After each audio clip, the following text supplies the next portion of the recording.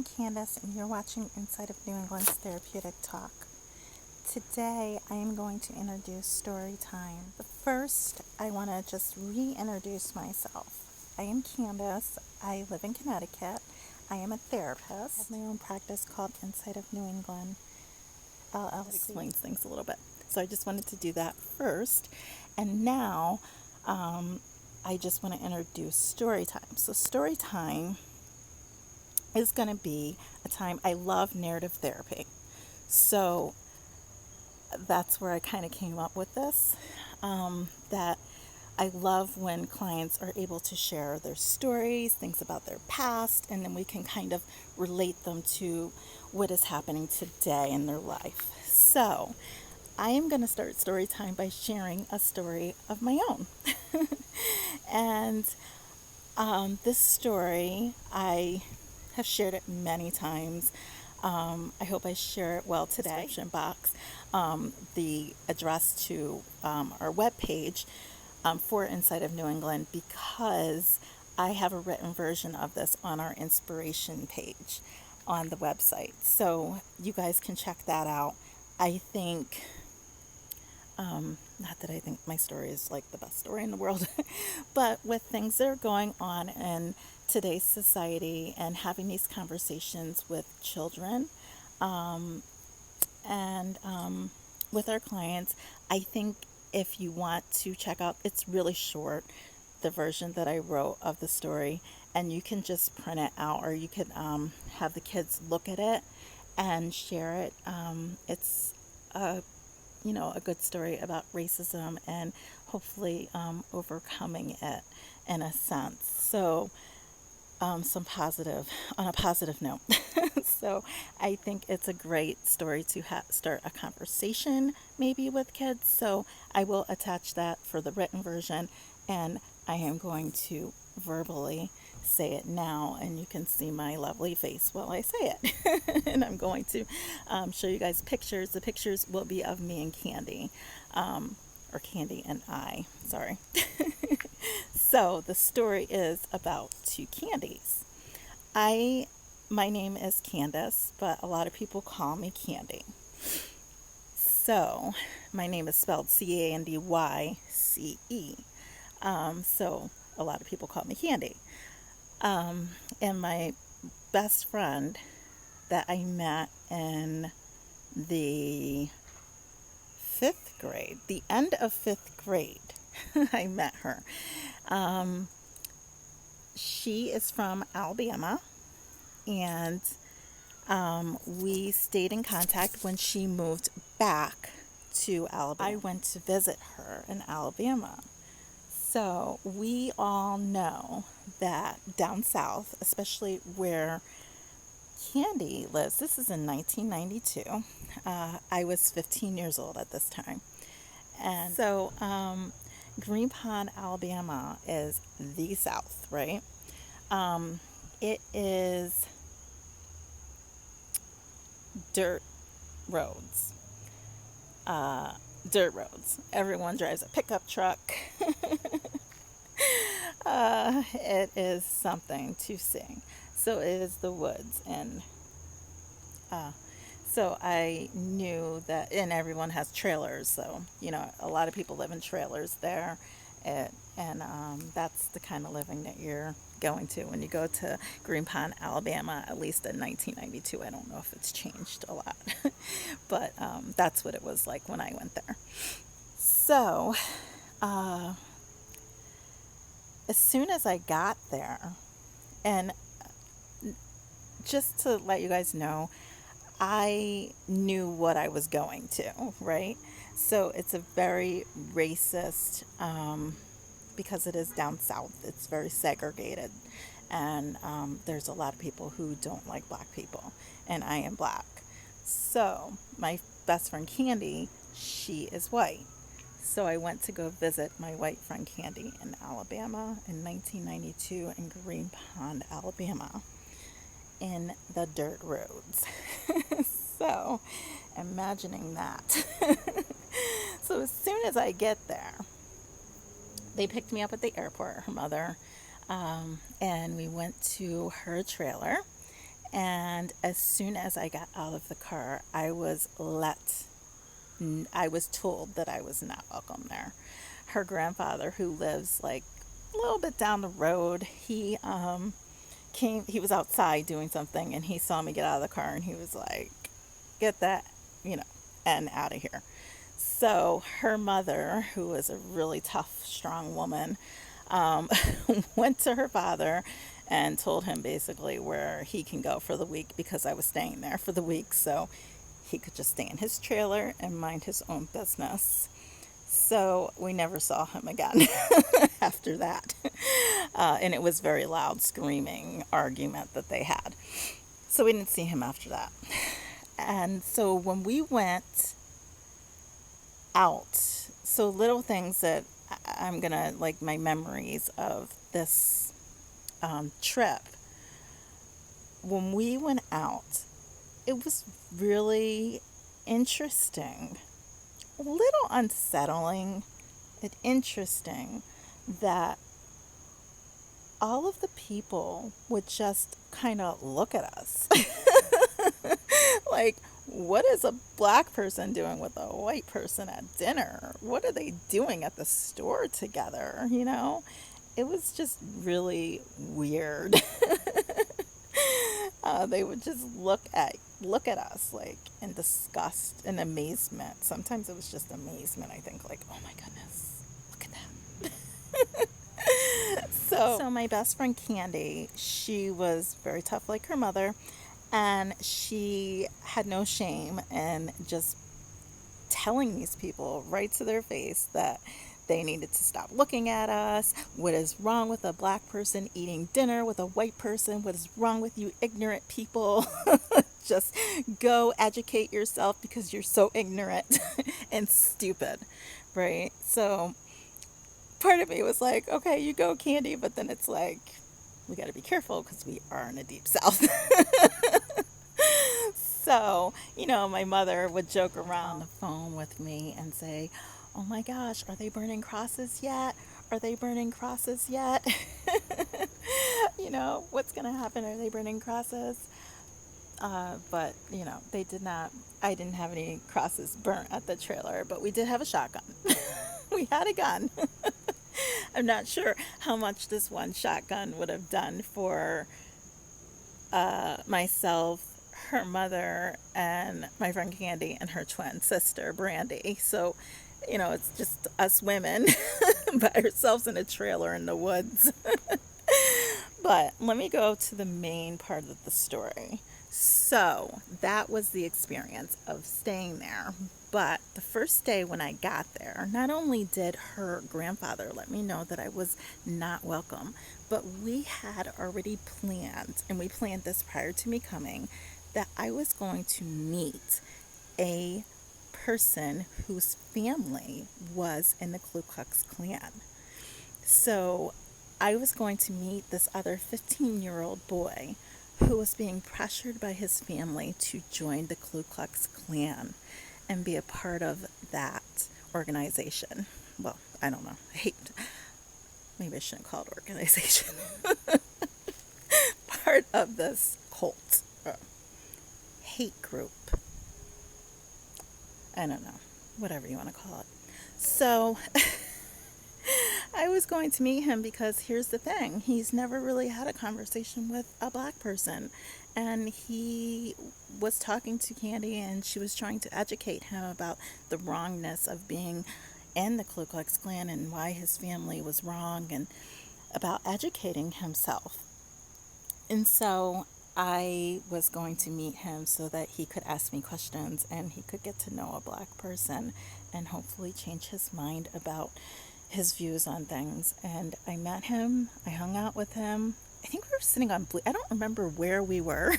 And it was night, mind you. Please, children, don't do this. Don't go meet with a Ku Klux Klan member at night on bleachers in Green Pond, Alabama. Okay, I'm going to go back to my story. So that's what I did, but please, children, don't do this. So I was on the bleachers sitting with him talking, and he's asking me questions, and do we wash our hair, do we, certain things like this. So of course, these are things that we do. We do bathe. And I just got to joke around with him. The whole difference with, okay, so it's really interesting. Like, so black people don't always wash their hair as often as white people, and it is because our hair texture is drier than Caucasian people. So, this is why we don't wash our hair as often. It's not because we're dirty. So, anyways, so yeah, so of course we do these things, right? So,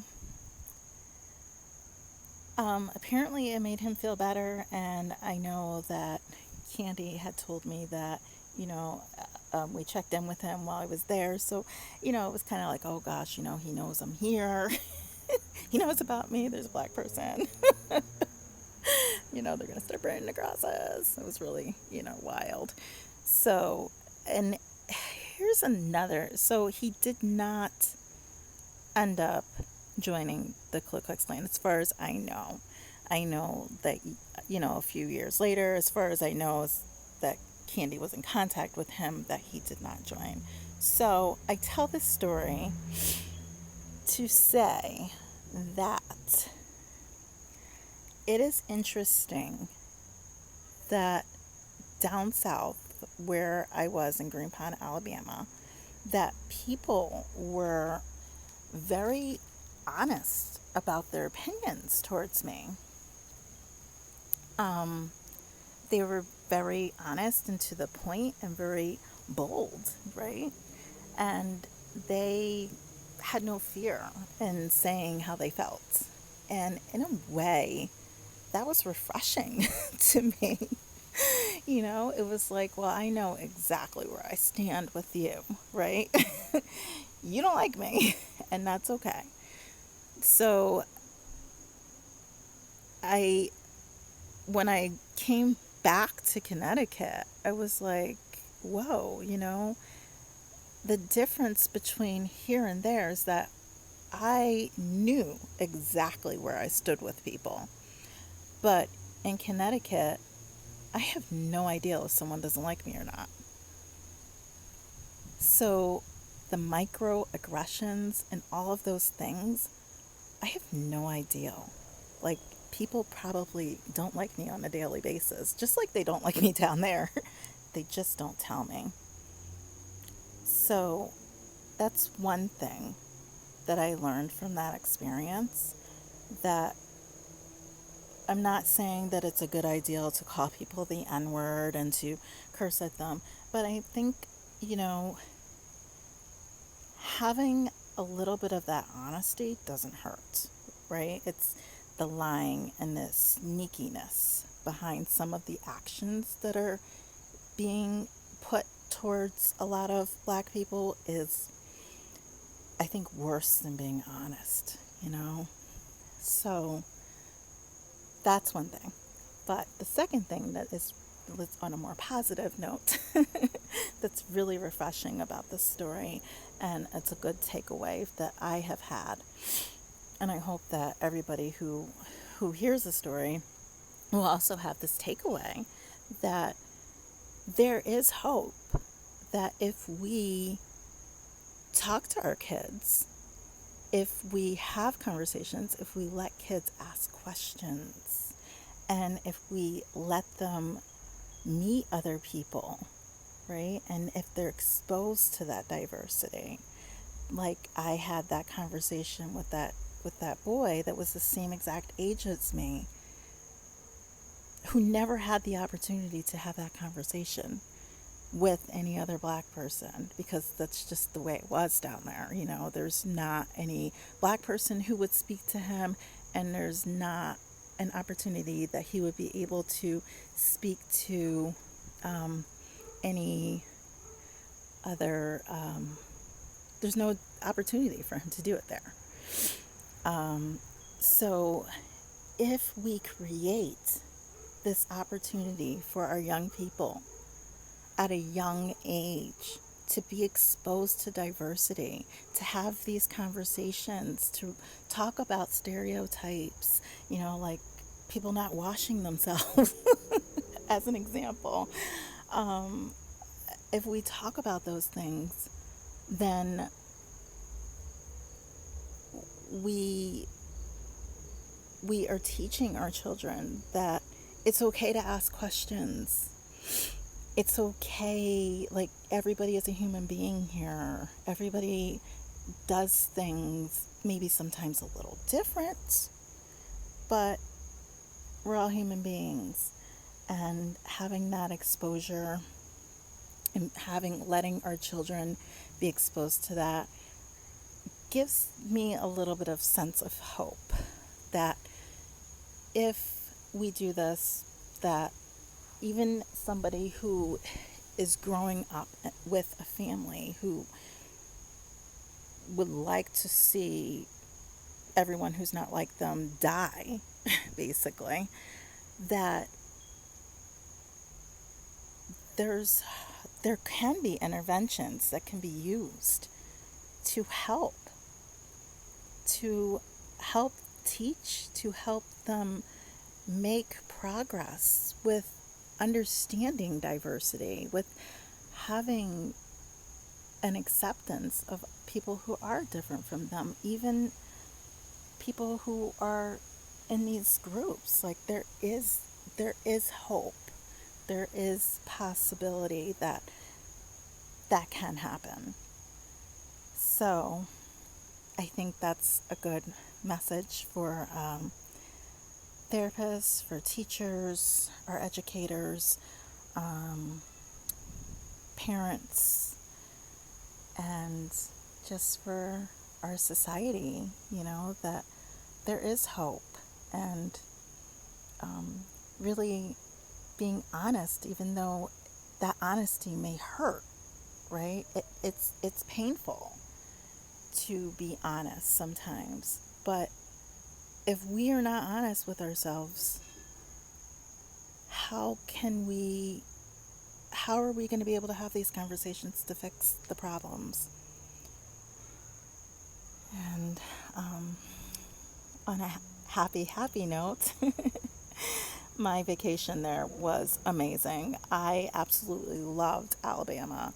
I went there not hating, like want to throw up if I heard a country song, to actually singing country songs, and I will still listen to them today, and I have no shame. And one of my favorite country songs is called The Dance. I forgot who sings it, but it's called The Dance. You could put it in YouTube and listen to the lyrics, because it's such a beautiful song, and Candy actually dedicated it to me on the radio the night before I left, because it's like, it's telling you, if you don't take chances in life and you don't experience things, even if they're painful things and they hurt a lot and you really wish that it never happened, that those things that we experience are something that makes us a wonderful person. It makes us have history. It makes us appreciate things that we have. So if you don't take the chances in life, then you're never gonna be able to experience things. And sometimes you might not like the pain that you have, but I think what the person who sings the song is saying, that, but you still could enjoy the dance. So I hope that, you guys maybe check that song out. It's a beautiful song. And another thing that is a takeaway is, now, today, The last time I saw Candy was when I got my master's degree. She came to the ceremony, and we had dinner together, and she was still talking about issues in our society, about negative people, about people who are just ignorant and don't understand that everybody's a human being. She'd share a lot of stories about friends down there who have biracial children, who people just disregard that child because one of their parents is black. So those kinds of things, as well as, like, I think around that time it was a lot of stuff about racism towards discrimination towards Muslims. So she was just, that's so ignorant, and these people are just so ignorant. That's, with her southern accent, of course. So, another takeaway is, and maybe it's not a happy takeaway, but that unfortunately in 1992, we were faced with this, nasty beast of racism, right, down in Alabama, and now more current times, we're still faced with the same exact conversation that we were having in 92. So I don't think things have changed much, to put it very blunt. So there's a lot of work that we have to do to try to heal. So that's another takeaway with this story. And I hope that you guys are safe. I hope you are well. Stay safe, stay well. May peace and love always be upon you at all times. And I hope that you enjoyed my story. I will continue to share stories with you guys. I hope that maybe you could send me an email. I'm going to send the website and stuff. You could always shoot me an email, or comment below if you want, or something like that, so that we could get in touch with each other.